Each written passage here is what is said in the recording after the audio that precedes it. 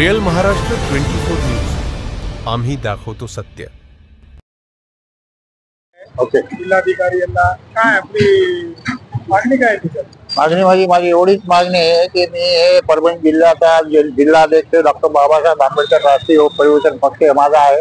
त्या पक्षातर्फे मी जिल्हा कृषी अधिकारी कार्यालय माननीय चव्हाण साहेब यांच्याकडे तक्रार अर्ज दिलेले आहे। तिथे काम करणारा कर्मचारी जो आहे विनय हरिभाऊ लोंढे, त्याच्यावरती अनेक गुन्हे आहेत। तसेच 420 गुन्हे लोकांना फसवणूक केल्याबद्दलचे गुन्हे आहेत आणि तो तिथं कामावर रुजू आहे आणि त्यातल्या त्यात त्यांचे चारित्र्य प्रमाणपत्र हे न पडताळणी करता न घेता त्याला कामावर कशा ठेवले।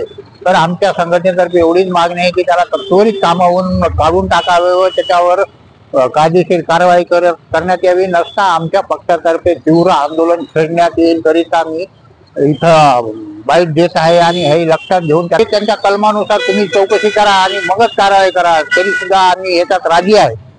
ठीक आहे ना, याच्यावर 420 केसेस आहेत, त्यांना त्वरित कामावरून गुन्हे दाखल आहे 420 जे बी गुन्हे आहेत। ओके, ते गुन्हे सध्या कोर्टामध्ये चालू आहे का? ते सध्या पोलीस स्टेशनला आहेत, कोर्टामध्ये चालू आहेत, प्रलंबित आहे, तरी सुद्धा हे काम VR ऑफिस सावकारी अधिकारी कार्यालय यांच्याकडे चालू आहे।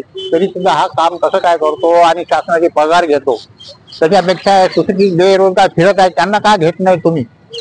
तरी त्यांना एक खूप महत्वाचा प्रश्न तुम्हाला विचारतो, याच्यावरती जे व्यक्ती आहे संबंधित जे तुम्ही सांगतात त्याच्यावर इतके गुन्हे दाखल असताना सुद्धा तिथल्या अधिकाऱ्यांनी त्याची भरती करून कशी घेतली आणि त्याला कॅरेक्टर सर्टिफिकेट कसा मागितलं नाही? हा, तर तेच माझा तोच उद्देश आहे की त्याच्यावर गुन्हे दाखल असताना त्याच्यावर तो नोकरी कसं काय करतो, त्याला जॉईन कसे करून घेतले, त्याच्यावर चारित्र्य प्रमाणपत्र का घेतलं नाही।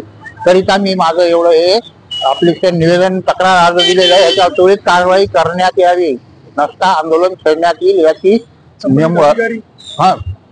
संबंधित अधिकाऱ्यांनी यांची नोंद घ्यावी। करिता मी माझं हे बाईट देत आहे। त्वरित कारवाई होण्यास माझी तात्काळ आदेश किंवा असं समजा की मी विनंती करत आहे, त्यानुसार कारवाई करण्यात यावी। त्याला कामावरून पुढची कारवाई नाही झाली तर त्यांना आमच्या पक्षातर्फे तीव्र आंदोलन छेडण्यात येईल। परभणी जिल्ह्यामार्फत आणि प्रत्येक ठिकाणी जे जे होत आहे तिथं सुद्धा आंदोलन करण्यात येईल।